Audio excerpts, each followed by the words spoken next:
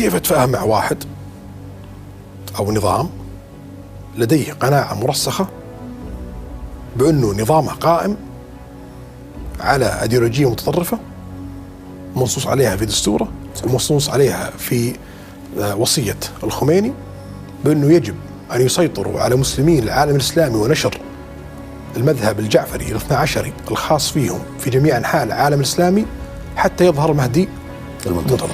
هذا النظام دجال شرير مشبوه غير إسلامي. هذا كيف أتفاهم معه؟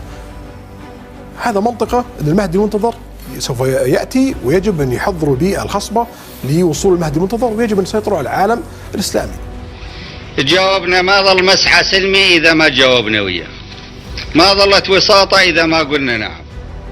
الوصول لقبة المسلمين هدف رئيسي للنظام الإيراني. لن ننتظر حتى تصبح المعركة في السعودية، بل سوف نعمل لكي تكون معركة لديهم في إيران وليس في السعودية.